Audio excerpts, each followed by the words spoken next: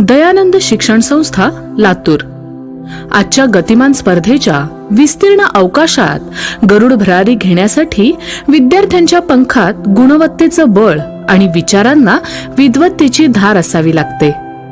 1961 साली असाच गुणवंत, कीर्तिवंत, यशवंत विद्यार्थी घडवण्याच्या उद्देशाने दयानंद शिक्षण संस्थेच्या रूपात लातूरच्या मातीत एक बी रुजवण्यात आलं आणि आज तेच बीज गुणवंत विद्यार्थ्यांनी बहरलेला, विविध विद्याशाखांनी विस्तारलेला असा प्रचंड ज्ञानवृक्ष बनले आहे। आज या ज्ञानवृक्षाच्या छायेत कला, वाणिज्य, विज्ञान, आर्किटेक्चर कॉलेज, इंटिरियर कॉलेज, विधी आणि फार्मसी या विद्याशाखांमधून हजारो विद्यार्थी ज्ञानार्जन करीत आहेत आणि फक्त ज्ञान नाही तर उत्तम व्यक्तिमत्वासाठी आवश्यक असणाऱ्या कला, ज्ञान, क्रीडा, साहित्य अशा सर्व गुणांनी संपन्न बनत आहे। राष्ट्रीयच नव्हे तर आंतरराष्ट्रीय पातळीवर देखील आपल्या विद्यार्थ्याने परिपूर्ण ज्ञानाच्या जोरावर गुणवत्तापूर्ण अशी चमकदार कामगिरी बजावली पाहिजे। या ध्येयाने दयानंद शिक्षण संस्था आणि संस्थेची प्रत्येक व्यक्ती कटिबद्ध आहे। उत्कृष्ट शैक्षणिक कामगिरीबद्दल विविध सन्मानांनी त्याला गौरवण्यात आले आहे। नमस्कार, दैनिक मराठवाडा नेतामध्ये आपलं स्वागत आहे। आज कोरोनासारख्या गंभीर परिस्थितीमध्ये सर्वत्र लॉकडाऊन आहे, सोशल डिस्टन्सिंगचं पालन करायचं आहे। यावेळी शिक्षण कसं घ्यावं हा सर्व पालकांपुढं, विद्यार्थ्यांपुढं प्रश्न पडलेला आहे। आज आपण लातूर पॅटर्न येथील नामवंत शिक्षण संस्था दयानंद शिक्षण संस्थेच्या विज्ञान शाखेत आज आपण आलेलो आहोत की विद्यार्थ्यांचे जे प्रश्न आहेत, पालकांचे जे प्रश्न आहेत, या संदर्भात आपण आज सर्व जाणून घेणार आहोत। दयानंद शिक्षण संस्थेचे प्रशासकीय अधिकारी प्राध्यापक दासराव सूर्यवंशी सर आज आपल्या समवेत आहेत। नमस्कार सर, दैनिक मराठवाडा नेतामध्ये आपलं स्वागत आहे। सर, आता लॉकडाऊनमुळं शिक्षण संस्था आणि विद्यार्थ्यांना शिक्षण कशा पद्धतीने दिलं जाणार? सध्या आम्ही ऑनलाईन रजिस्ट्रेशन चालू केलेलं आहे। अच्छा, की निकाल लागला 10वीचा, त्याच्यानंतर लगेच आम्ही 30 तारखेपासून ऑनलाईन रजिस्ट्रेशन करायची सोय केलेली आहे। ती रजिस्ट्रेशनची पद्धत कशी आहे सर? ह्या वेबसाईटवर जर तुम्ही गेलात www.junior.dsclatur.org ह्या जर लिंकवर गेलात वेबसाईटवर तर तुम्हाला रजिस्ट्रेशनचा फॉर्म मिळेल। त्या रजिस्ट्रेशन फॉर्म तुम्ही भरू शकता, काही प्रॉब्लेम येणार नाही। अच्छा, आणि रजिस्ट्रेशन केल्यानंतर याची पहिली यादी कधी लागेल सर? रजिस्ट्रेशन केल्यानंतर हे सर्वसाधारण आता आम्ही 9 तारखेपर्यंत रजिस्ट्रेशन करून घेणार आहोत आणि 10 तारखेला चेकलिस्ट, त्याच्यात काही दुरुस्त्या असतील, काही पालकांना NT1, NT2, NT3 किंवा दुसऱ्या काही कॅटेगरी कळत नाही, त्याच्याकरता एक चेकलिस्ट लावणार आहोत। ती चेकलिस्ट बघायचं, त्याच्यातही दुरुस्ती करता येतील त्यांना 11 तारखेला। आणि ऑनलाईनच हे सर्व करायचं आहे, कॉलेजमध्ये यायची काही गरज नाही कुणालाही। अच्छा, आणि हे सर्व रजिस्ट्रेशन संपल्यानंतर, चेकलिस्ट दुरुस्त झाल्यानंतर मग मात्र आम्ही 14 तारखेला 4 वाजता गुणवत्ता निहाय आणि आरक्षण निहाय पहिली यादी आम्ही जाहीर करणार आहोत। अच्छा, मग त्या यादीतील विद्यार्थ्यांनी दिनांक 16 तारखेपासून आपले प्रवेश ऑनलाईनच पद्धतीने कॉलेजमध्ये करायचे आहेत। अच्छा, आणि ह्याला 3 दिवसाचा वेळ दिलेला आहे आपण।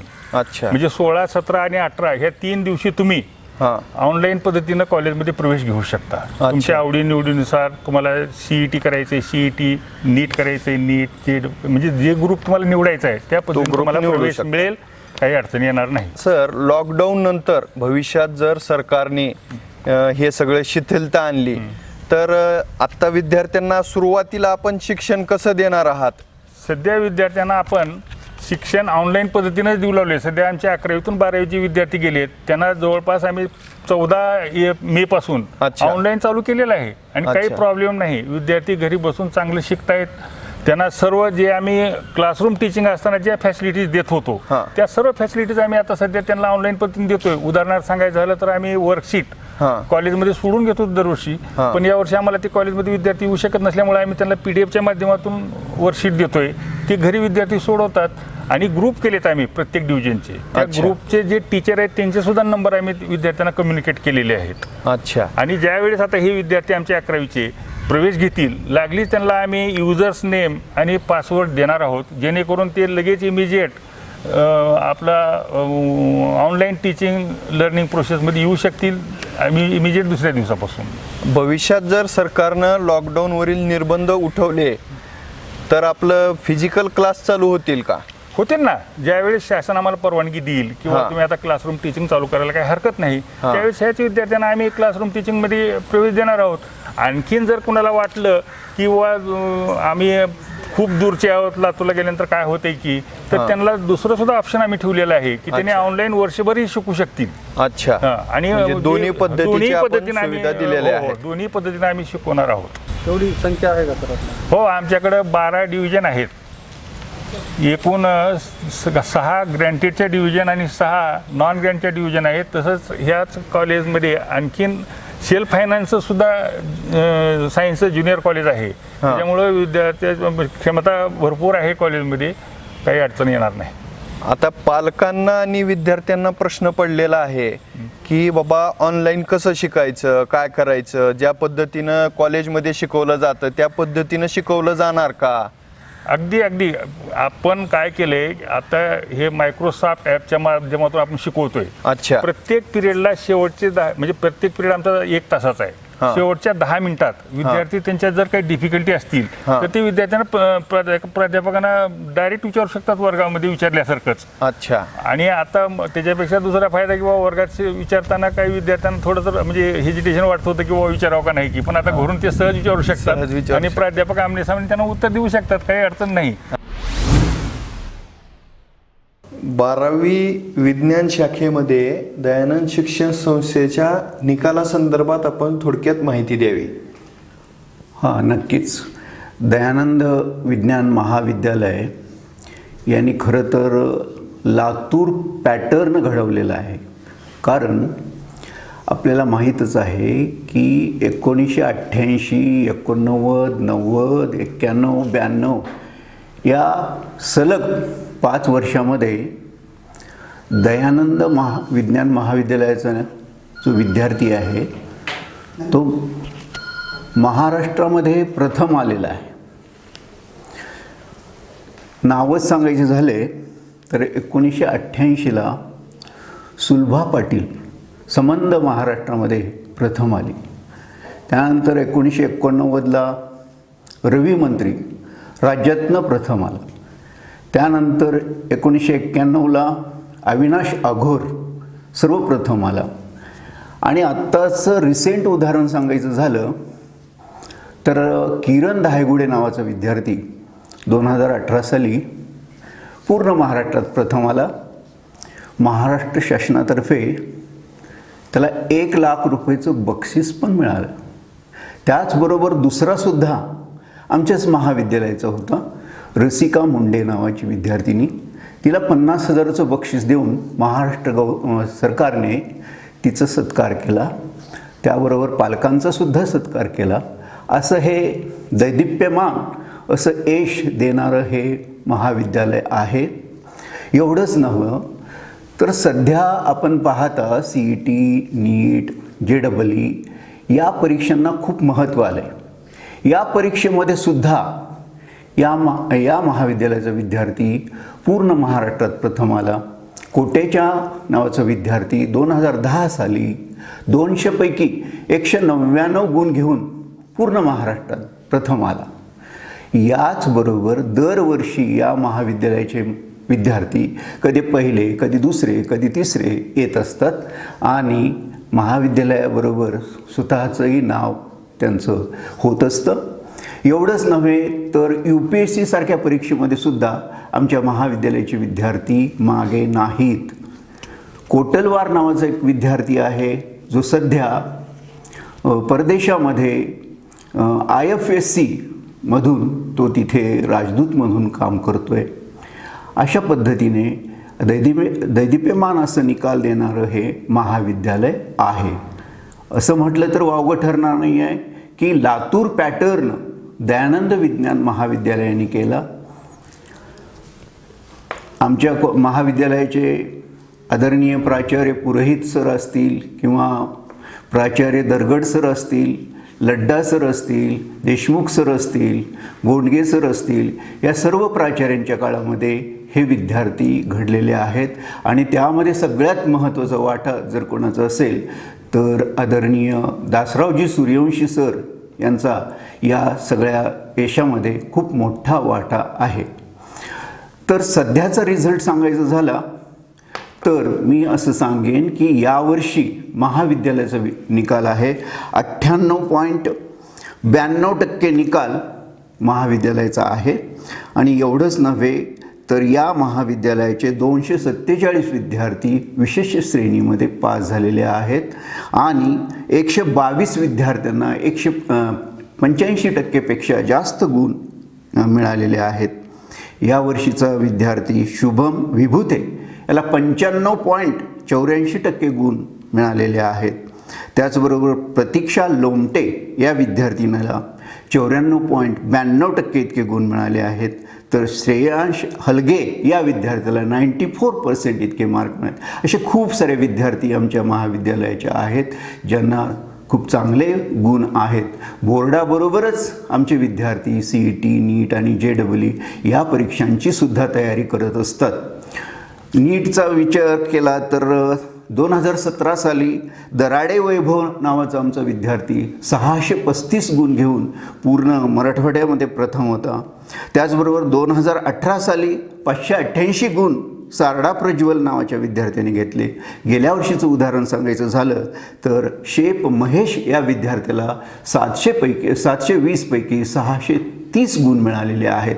म्हणजे मेडिकलसाठी लागणारी जी नीट परीक्षा आहे त्या परीक्षेची सुद्धा तयारी आमचं महाविद्यालय खूप चांगल्या पद्धतीनं करून घेत असतं. त्याचबरोबर IIT आणि JEE यासारख्या परीक्षांची सुद्धा तयारी हे महाविद्यालय खूप चांगल्या पद्धतीनं करत असतं. JEE मेन परीक्षा असो की JEE ॲडव्हान्स परीक्षा असो, या परीक्षेमध्ये 100 ते 200 विद्यार्थी दरवर्षी ॲडव्हान्ससाठी पात्र होत असतात. असं हे चांगला उज्ज्वल असा रिझल्ट देणारं हे महाविद्यालय आहे. शिक्षण संस्थेमध्ये चालवले जाणारे विविध उपक्रम या संदर्भात आपण माहिती घेणार आहोत. नमस्कार सर, मराठवाडा नेतामध्ये आपलं स्वागत आहे. सर, महाविद्यालयाचा स्थान हे विद्यापीठ पातळीवर कशा प्रकारचं आहे? स्वामी रामानंद तीर्थ मराठवाडा विद्यापीठाअंतर्गत दयानंद विज्ञान महाविद्यालय हे ज्यावेळेस आपल्या शिक्षण संस्थेची स्थापना झाली त्यावेळेस एकमेव असं महाविद्यालय आहे की प्रथमतः सिंगल फॅकल्टी विज्ञान महाविद्यालयामधील एक आगळंवेगळं स्थान महाविद्यालयाने निर्माण केलेलं आहे. स्वामी रामानंद तीर्थ मराठवाडा विद्यापीठाअंतर्गत 4 महाविद्यालये जी आहेत, ज्या ठिकाणी विज्ञान ही शाखा आहे त्यामधील अ दर्जा प्राप्त महाविद्यालय हे आपलं महाविद्यालय आहे. आपल्या महाविद्यालयास department of science and technology नवी दिल्लीच्या मार्फत DST फीस्टचा दर्जाही प्राप्त आहे. फीस्ट म्हणजे fund for improvement in science and technology. आणि विद्यापीठाअंतर्गत प्रथमच आमचं महाविद्यालय आहे की ज्याला DSTनं संशोधनासाठी 2014-15मध्ये रिकग्निशन दिलं आणि त्याला ग्रँट पण दिली. त्यानंतर महाविद्यालयास अर्बन एरियामधून बेस्ट कॉलेज अवॉर्ड ही मिळालेलं आहे आणि बेस्ट प्रिन्सिपल अवॉर्ड ही प्राप्त झालेला आहे. त्याचबरोबर शिक्षण संस्थेअंतर्गत शाहू फुले आंबेडकर अवॉर्ड ही स्टेट गव्हर्मेंट, महाराष्ट्र स्टेट गव्हर्मेंटनं 2012-13च्या अंतर्गत दिलेलं आहे.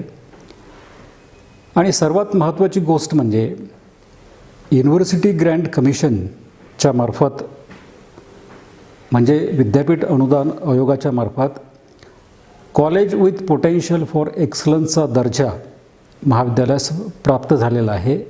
आणि त्या अंतर्गत 3 फेजेसमध्ये 5 कोटीची ग्रँट महाविद्यालयास प्राप्त होणार आहे. त्यामधील 1.5 कोटीची ग्रँट ही सँक्शन झालेली आहे आणि त्याचं युटिलायझेशन ही महाविद्यालयाच्या वतीने झालेलं आहे. आणि नुकतंच MHRD रुसा अंतर्गत 2 कोटीची ग्रँट महाविद्यालयास इन्फ्रास्ट्रक्चरल आणि ॲकॅडमिक डेव्हलपमेंटच्या अंतर्गत प्राप्त झालेली आहे. आणि ही जी रुसाची जी इन्फ्रास्ट्रक्चर ग्रँट आहे, विद्यापीठ पातळीवरती आपल्याच एकमेव प्रायव्हेट एडेड जे महाविद्यालय आहेत आणि त्या महाविद्यालयामध्ये आपल्याच महाविद्यालयास ही ग्रँट प्राप्त झालेली आहे, ही विशेष.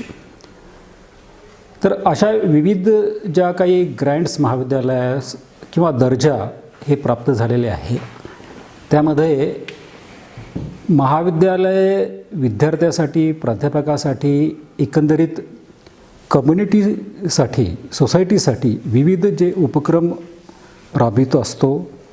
महाविद्यालयाची जी गुणवत्ता आहे विद्यापीठ पातळीवरती ती प्रथम स्थानी दरवर्षी ही राहत असते. संशोधनाच्या संदर्भात असो, विविध जे शैक्षणिक उपक्रम घेतले जातात, शैक्षणिक उपक्रमामध्ये महाविद्यालय विद्यार्थ्यासाठी इंडियन अकॅडमी ऑफ सायन्सेस बेंगलोरच्या माध्यमाने वर्कशॉप हे रेग्युलरली ऑर्गनाईज करत असतं. प्राध्यापकासाठी नॅशनल लेवलचे रिफ्रेशर कोर्सेस ही ऑर्गनाईज करत असते. विविध conferences, seminars, training programmes, short term courses सातत्याने विद्यार्थ्यासाठी, प्राध्यापकासाठी आणि समाजातील जे इतर घटक आहे, इवन शेतकऱ्यांसाठीही हे महाविद्यालय सातत्याने घेत असतं आहे.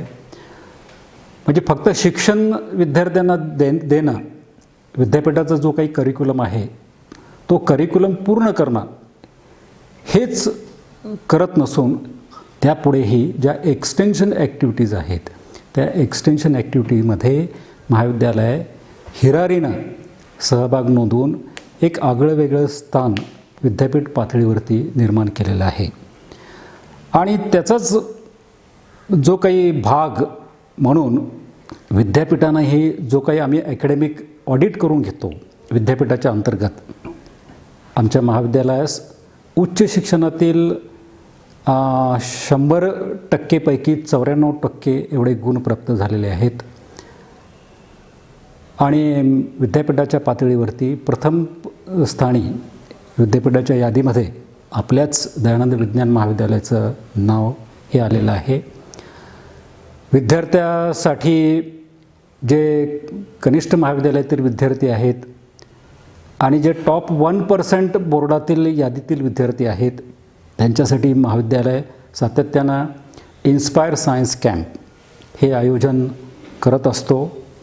मुख्य ह्या कॅम्पचा उद्देश म्हणजे जे यंग टॅलेंटेड जे विद्यार्थी आहेत, स्कॉलर विद्यार्थी, 1% बोर्डातील म्हणजे ते स्कॉलर विद्यार्थी असतात, अशा स्कॉलर विद्यार्थ्यांना संशोधनाकडे वळविण्यासाठी जवळपास 5-6 दिवसाचा DSTच्या माध्यमाने, डिपार्टमेंट ऑफ सायन्स अँड टेक्नॉलॉजीच्या माध्यमाने, आणि आपल्याच महाविद्यालयाची सातत्यानं DST निवड करते असे कॅम्प घेण्यासाठी. आणि लातूर पॅटर्नच्या अंतर्गत खूप असे विद्यार्थी या ठिकाणी एनरोल होत असतात. जवळपास आम्ही गेल्या 8-10 वर्षामध्ये 16-17 असे विविध कॅम्प विद्यार्थ्यांना घेतलेले आहेत. आणि त्या कॅम्पच्या माध्यमातून ज्या विद्यार्थ्यांना इंजिनिअरिंग किंवा मेडिकलमध्ये इंटरेस्ट नाही आहे, त्यांना संशोधनाकडे इंटरेस्ट आहे, शास्त्रज्ञ बनण्याच्या दृष्टिकोनातून इंटरेस्ट आहे अशा विद्यार्थ्यांना, तर असे कित्येक विद्यार्थी पुढे बेसिक सायन्सेसमधील विषय घेऊन, ते शिक्षण घेऊन शास्त्रज्ञ बनण्याच्या दृष्टिकोनातून वाटचाल ही करत आहेत. अशा विद्यार्थ्यांना डिपार्टमेंट ऑफ सायन्स अँड टेक्नॉलॉजीच्या माध्यमाने जे टॉप 1% आहेत HSC बोर्डामधील विद्यार्थी आणि जे BScला प्रवेशित आहेत त्यांना 80,000 रुपये दरवर्षी DSTतर्फे इन्स्पायर C या योजनेअंतर्गत स्कॉलरशिप ही मिळते. आणि आमच्या महाविद्यालयामध्ये जवळपास 55 असे विद्यार्थी हे शिक्षण घेत आहेत की ज्यांना DSTची 80,000 रुपये पर इयर ही स्कॉलरशिप त्यांना मिळते. BSc होईपर्यंत प्रथम वर्ष, द्वितीय वर्ष, तृतीय वर्ष आणि त्यापुढेही MSc करण्यासाठी ही ती स्कॉलरशिप त्यांना मिळते. आणि असेच विद्यार्थी पुढे PhDला जातात, PhD करण्यासाठी संशोधनामध्ये जातात. असे कित्येक चांगले उदाहरणं आमच्या महाविद्यालयामध्ये आहेत. संशोधनाच्या माध्यमातून त्यांचे कित्येक रिसर्च पब्लिकेशन ही त्यांनी मिळवले आहेत. BSc तृतीय वर्षामध्ये शिकत असणारी ऐश्वर्या अंधारे ही विद्यार्थिनी, इन्स्पायर ह्या योजनेमधून तिला डॉक्टर बनायचं होतं. म्हणजे घरचे त्यांनी सांगितलं की तुला डॉक्टर बनायचं आहे, पण तिचं त्यामध्ये मन रमलं नाही. तिला संशोधन क्षेत्रामध्ये जाऊन डॉक्टर APJ अब्दुल कलाम ह्यांच्यासारखं आपण काहीतरी करावं. तर तिनं इन्स्पायर सायन्स कॅम्पच्या माध्यमातून BScला प्रवेश केला आणि BScला प्रवेश केल्यानंतर सायमल्टेनियसली ती संशोधन क्षेत्रामध्ये कार्य करत राहिली. स्कॉलरशिप तर एक ठिकाणी चालूच आहे, BScचा अभ्यासक्रमही चालूच आहे आणि संशोधनाचं कार्यही चालूच आहे. आणि आंतरराष्ट्रीय पातळीवरच्या जर्नल्समध्ये BSc तृतीय वर्षापर्यंत आज तागायत तिने 9 publication with high impact factor ही मिळवलेत. जवळपास 4 पुस्तके तिने लिहिली आहे. तर आणि विविध जे आंतरराष्ट्रीय जे नॅशनल किंवा इंटरनॅशनल जे कॉन्फरन्सेस होतात त्यामध्ये सहभाग नोंदवून त्या ठिकाणी बेस्ट पेपर प्रेझेंटेशनचा अवॉर्ड 2-3 ठिकाणी तिनं प्राप्त केला आहे. म्हणजे ही आवड विद्यार्थ्यांना निर्माण करण्याचं एक काम इन्स्पायर सायन्स कॅम्पच्या ऑर्गनायझेशनच्या माध्यमातून महाविद्यालय हे सातत्यानं करून पुढे उच्च शिक्षणातील संशोधनामध्ये टॅलेंटेड विद्यार्थी हे कसे येतील ह्या दृष्टिकोनातून एक चांगलं उपक्रम महाविद्यालय सातत्याने राबवत आहे.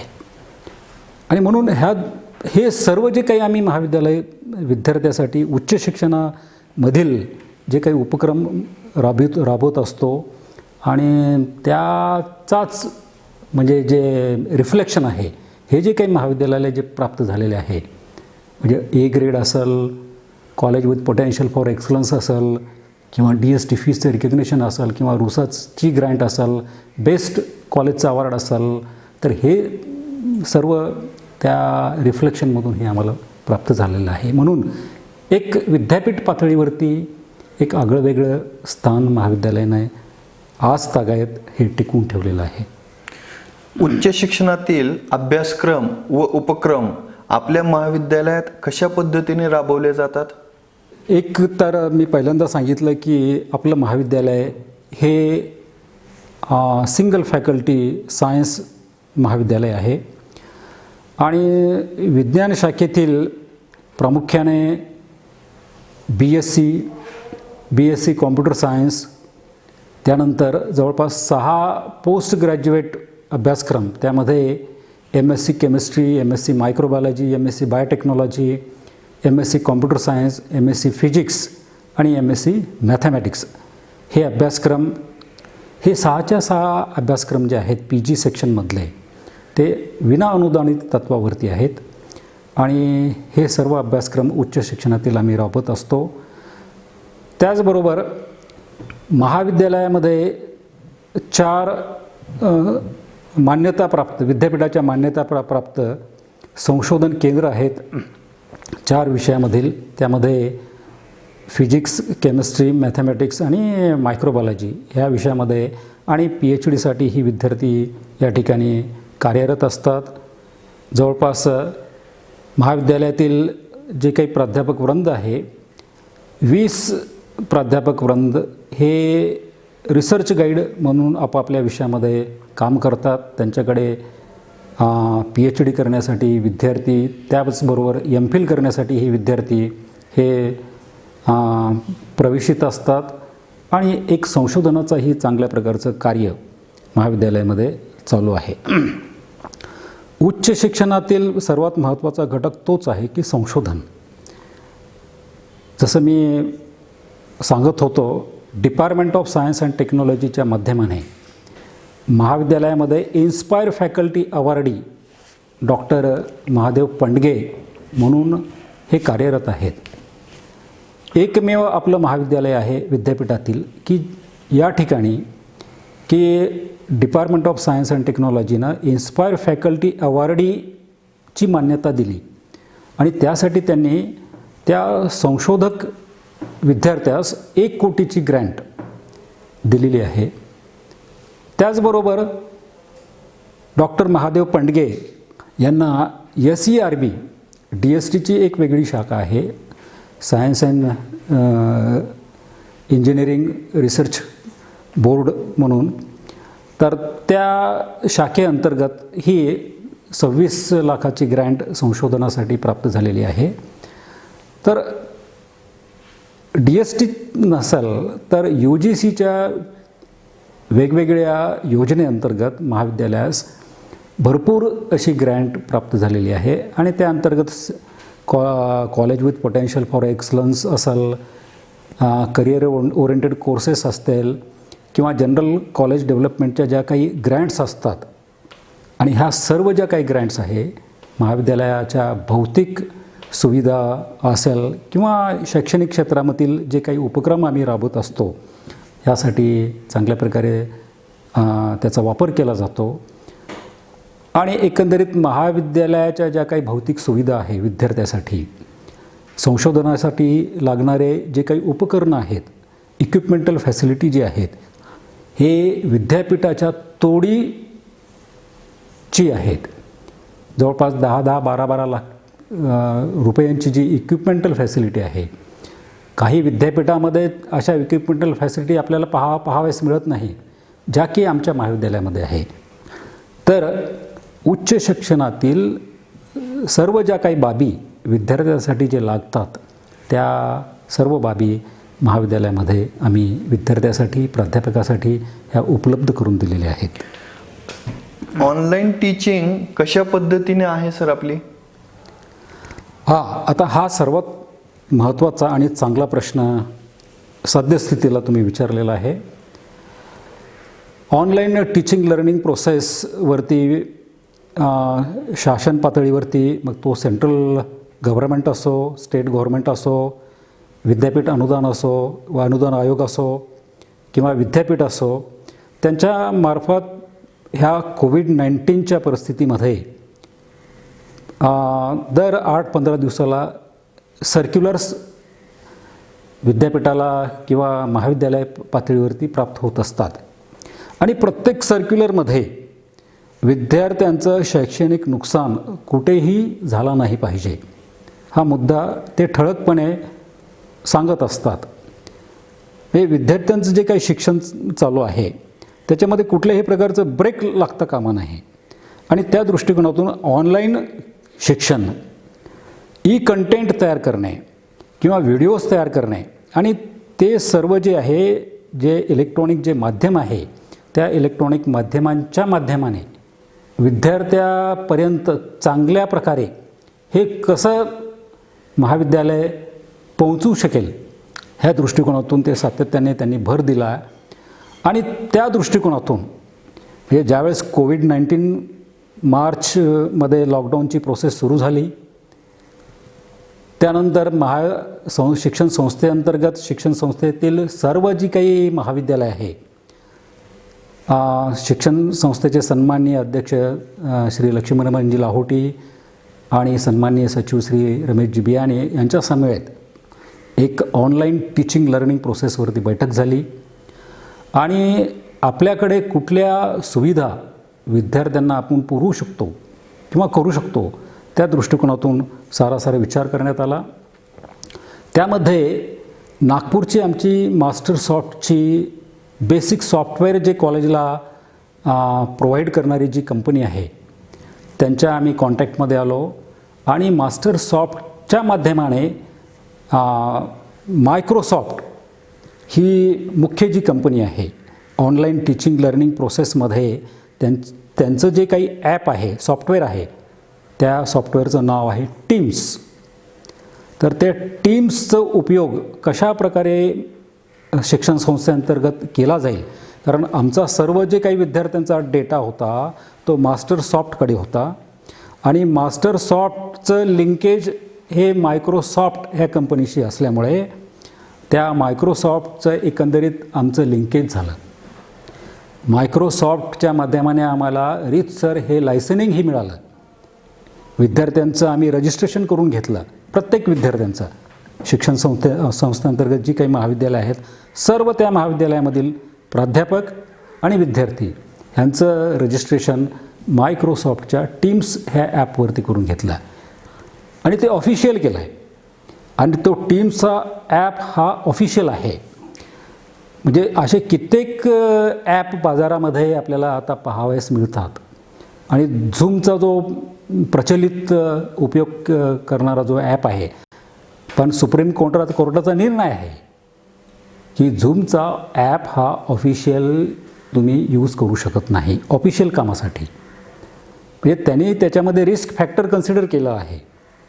तर आम्ही झूमचा न वापरता टीम्सचा जो काही ऑफिशियल आहे मायक्रोसॉफ्टचा टीम्सचा ॲप तो वापर करून सर्व विद्यार्थ्यांचं त्याच्यावरती रजिस्ट्रेशन करून विद्यार्थ्यांचं यूजर ID आणि पासवर्ड प्रत्येक विद्यार्थ्याचं हे तयार करून विद्यार्थ्यांना पाठवलं जातं. क्लासरूम क्रिएट केला जातो. एका टीचरचं एक क्लास तयार होतो. एका क्लासमध्ये जवळपास 250 विद्यार्थी ॲकोमोडेट होऊ शकतात त्या ॲपच्या अंतर्गत. त्या ॲपमध्ये जसं सर्वच ॲपच्या अंतर्गत अँड्रॉईड मोबाईल असेल किंवा लॅपटॉप असेल किंवा कॉम्प्युटर असेल हे विद्यार्थी उपयोग करू शकतात. तर ह्या ॲपची जी काही वैशिष्ट्ये आहेत हा यूजर फ्रेंडली आहे. त्याच्यामध्ये विविध वेगवेगळे कॉन्फिगरेशन्स हे चांगल्या प्रकारे आहेत. जे विद्यार्थी प्राध्यापक लाईव्ह शिकवतात, कारण विद्यार्थी आणि प्राध्यापक जसं आपलं क्लासरूम टीचिंग चालतो ऑफलाईन त्याप्रमाणेच ऑनलाईन इकडे प्राध्यापक शिकवतात आणि त्या ठिकाणी विद्यार्थी ऐकतात. ते लाईव्ह आहे. प्राध्यापकांचे व्हिडिओ लाईव्ह दिसतात. म्हणजे व्हिडिओ तयार केला आणि यूट्यूबवरती टाकला that is not called as a live. तर हे live online teaching face to face विद्यार्थी तिकडून जे काही त्यांना शंका असतील तेही विचारू शकतात, प्रश्न विचारू शकतात. त्या ॲपमध्ये असं कॉन्फिगरेशन आहे की त्या ठिकाणी तुम्हाला रेज युअर हँड्स आणि प्रश्न विचारू शकतात.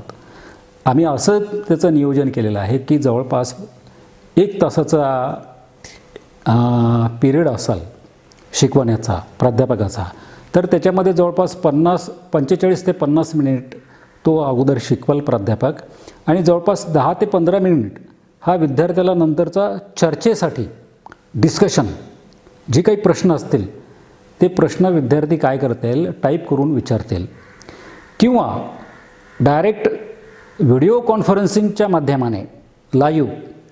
कारण ज्या विद्यार्थ्यांना समजा विचारायचं आहे इकडून प्राध्यापक काय करतो त्या विद्यार्थ्याला ऑन करतो, अनम्यूट करतो आणि तो विद्यार्थी लाईव्ह येतो आणि डायरेक्ट फेस टू फेस काय प्रश्न असतील काय शंका असतील तर तो विचारेल आणि लागलीच प्राध्यापक इकडून त्या शंकेचं निराकरण तो करत असतो. तर हे ऑनलाईन टीचिंग लर्निंग जी प्रोसेस आहे आमच्या शिक्षण संस्थेअंतर्गत हे सर्व आम्ही ऑफिशियल करून घेतलेली आहे. आणि आता पुढच्या काळामध्ये त्याची जे एक्सटेंडेड व्हर्जन जे आहेत चांगले अजून तेही आम्ही त्याच्यामध्ये ॲडॉप्ट करून घेणार आहोत. आणि आमचं जे काही एकंदरीत फीडबॅक आहे ह्याच्यामध्ये विद्यार्थ्यांची उपस्थिती सर्व काही विद्यार्थ्याची उपस्थिती आम्ही पाहू शकतो. विद्यार्थी लाईव्ह आहे की नाही तेही पाहू शकतो. आणि ह्याचं जे काही रेकॉर्ड आहे आणि जे शिकवलेलं जे काही असेल तेही रेकॉर्डिंग केलं होतं आहे त्याच्यामध्ये डायरेक्टली.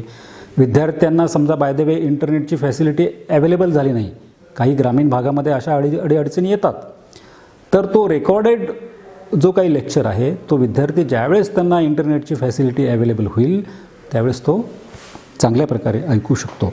तर एकंदरीत चांगल्या प्रकारचं ऑनलाईन टीचिंग लर्निंग प्रोसेसचं जे काही उपक्रम आम्ही हाती घेतलेला आहे. आणि मला या ठिकाणी म्हणजे अभिमानानं सांगावं असं वाटतं आहे की आमच्या विद्यापीठामध्ये म्हणजे आपली शिक्षण संस्था अशी आहे एकमेव की ज्यांनी ही प्रथमतः सुरुवात केली आणि म्हणजे कोविड-19च्या काळामध्ये लॉकडाऊनच्या पिरियडमध्ये जे काही अभ्यासक्रम शिल्लक राहिलेले होते शिकवायचे तेही आम्ही पूर्ण केले परीक्षेच्या दृष्टिकोनातून. आणि त्यापुढे आता तर कनिष्ठ महाविद्यालयामध्ये सातत्यानं पासून ते ऑनलाईन टीचिंग लर्निंग प्रोसेस चांगली चालू आहे. त्यामध्ये JEE असेल, नीटच्या अभ्यासक्रमाच्या दृष्टिकोनातून असेल, तर ह्या सर्व गोष्टी विद्यार्थ्यांच्या दृष्टिकोनातून विद्यार्थ्यांना कुठल्याही प्रकारची अडचण येऊ नये तर ह्या दृष्टिकोनातून सातत्याने आम्ही त्यामध्ये कार्यरत आहोत आणि पुढेही यामध्ये चांगल्या प्रकारे कार्य करणार आहोत. सर, महाविद्यालयात विद्यार्थ्यासाठी कुठले उपक्रम घेतले जातात याबद्दल थोडक्यात माहिती सांगावी. आता महाविद्यालयामध्ये कनिष्ठ महाविद्यालयामध्ये तर त्यांच्या शैक्षणिक गुणवत्ता वाढीसाठी वेगवेगळे उपक्रम जे काही घेतले जातात त्याची चर्चा अगोदर केलेलीच आहे. वरिष्ठ महाविद्यालयाच्या दृष्टिकोनातून म्हणजे विद्यार्थ्याची जी पर्सनॅलिटी आहे, all around development of a personality of a student, हा जो काही कॉन्सेप्ट आहे म्हणजे विद्यार्थ्यांचा सर्वांगीण विकास झाला पाहिजे. त्याचा म्हणजे अभ्यासक्रम तर त्यांना पूर्ण चांगल्या प्रकारे केलाही पाहिजे, त्याच्यामध्येही त्याची गुणवत्ता टिकली पाहिजे. त्या दृष्टिकोनातून आम्ही रेमिडियल कोचिंगमध्ये जे स्लो लर्नर्स आहेत म्हणजे ज्याची गुणवत्ता कमी आहे, समजा जे विद्यार्थी 50-60% आहेत त्यांना आम्ही स्लो लर्नर्स म्हणतो.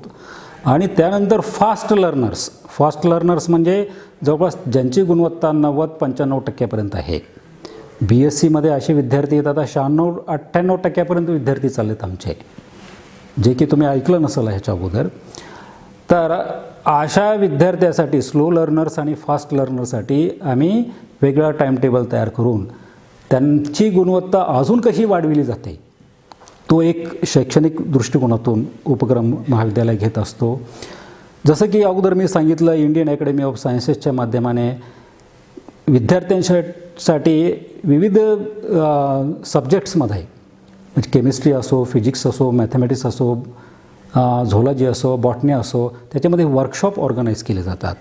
आणि ह्या वर्कशॉपमध्ये आपले प्राध्यापक शिकवत नाहीत, यामध्ये विविध जे काही सायंटिफिक इन्स्टिट्यूट्स आहेत देशपातळीवरती, म्हणजे Tata institute of fundamental research असेल, नॅशनल केमिकल लॅबोरेटरी असेल, इंडियन अकॅडमी ऑफ सायन्सेस असेल, आयझर ज्या काही इन्स्टिट्यूट्स आहेत मोठ्या मोठ्या, तिथले शास्त्रज्ञ येतात आणि आपापल्या विषयातील अपडेटेड नॉलेज हे विद्यार्थ्यांना पुरवण्याचं काम त्या अशा प्रकारच्या वर्कशॉपच्या माध्यमातून केलं जात आहे. रिफ्रेशर कोर्सेस, ओरिएंटेशन कोर्सेस हे ऑर्गनाईज केले जातात. स्किल डेव्हलपमेंट कोर्सेस वेगवेगळे विद्यार्थ्यांना ऑर्गनाईज केले जातात. त्या स्किल डेव्हलपमेंट कोर्सेसच्या अंतर्गत विद्यापीठाच्या करिक्युलमच्या ऐवजी वेगळा करिक्युलम तयार करून विविध विषयामधील जे तज्ज्ञ आहेत त्यांना बोलवून वेगवेगळ्या स्किल्स विद्यार्थ्यांना दिले जातात. म्हणजे शैक्षणिक गुणवत्ता ही चांगल्या प्रकारे वाढण्याच्या दृष्टिकोनातून त्या संदर्भातील विविध उपक्रम हे घेतले जातात. आता ऑलराऊंड पर्सनॅलिटी डेव्हलपमेंटमध्ये सर्वच गोष्टी येतात. त्याच्यामध्ये कल्चरल ॲक्टिव्हिटी येते, स्पोर्ट्स येते किंवा एक्सटेन्शन ॲक्टिव्हिटीज, ज्या काही सामाजिक जे उपक्रम विद्यार्थ्यांच्या माध्यमातून गेले पाहिजे. त्यामध्ये NSS आहे, NCC आहे, स्पोर्टचे आमचे विद्यार्थी जे आहे, नॅशनल लेवलचे विद्यार्थी आणि त्या ठिकाणी पारितोषिकही मिळून येत असतं. आमचे एक विधी पलसापुरे म्हणून विद्यार्थिनी आहे. तर म्हणजे आंतरराष्ट्रीय कॉन्फरन्सेसमध्ये मलेशियामध्ये गेल्या वर्षी एक कॉन्फरन्स झाला. वर्ल्ड हेल्थ ऑर्गनायझेशनच्या माध्यमानं तो कॉन्फरन्स ऑर्गनाईज होता.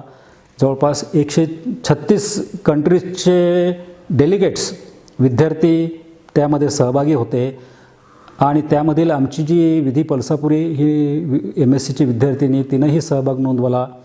तर त्या सर्व सहभागामधून बेस्ट डेलिगेट म्हणून तिला प्राईजही मिळालं त्या ठिकाणी. म्हणजे आंतरराष्ट्रीय पातळीवरतीही आमचे विद्यार्थी हे चमकत आहेत आणि चांगल्या प्रकारचे चमक ते दाखवत आहेत. तर ह्या एक्सटेन्शन ॲक्टिव्हिटीमध्ये म्हणजे सामाजिक उपक्रम हे विद्यार्थ्यांच्या मार्फत घेतले जातात. म्हणजे एकंदरीत ह्या सर्व दृष्टिकोनातून विद्यार्थ्यांची ऑलराऊंड पर्सनॅलिटी डेव्हलपमेंट हा जो काही कॉन्सेप्ट आहे त्याच्यावरती महाविद्यालय हे सातत्यानं भर देत आहे आणि त्याप्रमाणे विद्यार्थीही आपली गुणवत्ता ही प्रत्येक क्षेत्रामध्ये हे दाखवत आहेत. वरिष्ठ महाविद्यालयाच्या प्रवेशासाठी या लॉकडाऊनमध्ये आपण कशा प्रकारची व्यवस्था केली आहे याबद्दल थोडक्यात माहिती सांगावी. वरिष्ठ महाविद्यालय असो किंवा कनिष्ठ महाविद्यालय असो, महाविद्यालयातील विविध जे काही अभ्यासक्रम आहेत त्या सर्व अभ्यासक्रमासाठी विशेषतः वरिष्ठ महाविद्यालयातील BSc कॉम्प्युटर सायन्स आणि सर्व जे MSc कोर्सेस आहेत त्यांच्यासाठी ऑनलाईन रजिस्ट्रेशनची व्यवस्था महाविद्यालयाने आपल्या वेबसाईटवरती लिंक देऊन केलेली आहे. त्याचबरोबर ह्या लिंकचं मेसेजेस ही विद्यार्थ्यामध्ये आम्ही पाठवलेले आहेत आणि अगोदर विद्यार्थ्यांनी रजिस्ट्रेशन करून घ्यायचं आहे आणि रजिस्ट्रेशन झाल्यानंतर अजून विद्यापीठानं जे प्रवेश प्रक्रियेची जे काही वेळापत्रक असतं आहे ते वेळापत्रक अजून त्यांनी डिस्प्ले केलेलं नाही आहे. म्हणजे first merit list, second merit list आणि स्पॉट ॲडमिशन त्याच्यातले जे 3 टप्पे आहेत. तर ज्यावेळेस विद्यापीठ हे वेळापत्रक डिक्लेअर करेल त्यावेळेस आम्ही यादी लावूत. विद्यार्थ्यांनी आपापली नोंदणी अगोदर वेबसाईटवरती जे काही रजिस्ट्रेशनची लिंक आहे त्या लिंकला क्लिक केल्यानंतर त्याचा एक फॉर्मॅट निघेल आणि त्या फॉर्मॅटमध्ये आपली माहिती भरून देणे आणि जेणेकरून महाविद्यालय सर्व विद्यार्थ्यांची यादी तयार करेल आणि यादी ही मेरिटप्रमाणे डिस्प्ले केली जाईल. प्रथम मेरिट लिस्ट, द्वितीय मेरिट लिस्ट आणि त्याच्यानंतर जर जागा शिल्लक राहिल्या तर त्या स्पॉट ॲडमिशनमध्ये आम्ही त्यांना ॲकोमोडेट करून घेतो. तर अशा प्रकारे ऑनलाईन सर्व गोष्टी आहेत. त्याचबरोबर ह्याच्यामध्ये आता ऑनलाईन ॲडमिशन, कारण विद्यार्थी रजिस्ट्रेशन केल्यानंतर जर त्या विद्यार्थ्यांचा आम्ही मेरिट लिस्टमध्ये नंबर आला तर त्याचं ॲडमिशन झालं पाहिजे. तर ही यादी आम्ही वेबसाईटवरती डिस्प्ले करणार आहोत. पण आता ॲडमिशनची जी प्रोसेस आहे, फीस विद्यार्थी ऑनलाईन भरू शकतो पण त्याचे जे मूळ डॉक्युमेंट आहेत ओरिजिनल तर महाविद्यालयास त्याला येऊन जमा करावे लागतील आणि ज्या काही विद्यापीठाच्या नवीन गाईडलाईन्स येतील त्याप्रमाणे ही प्रोसेस चालू राहील. धन्यवाद सर. आपण दयानंद विज्ञान महाविद्यालयात जे उपक्रम विद्यार्थ्यांसाठी असोत, ऑनलाईन टीचिंग याची सर्व आपण माहिती दिल्याबद्दल आम्ही आपले आभारी आहोत. धन्यवाद. धन्यवाद. Thank you very much. Thank you sir. आवाज हा सत्याचा, विश्वास आणि न्यायाचा, पत्रकारितेचा, जनमनाचा हा विजेता. मराठवाडा नेता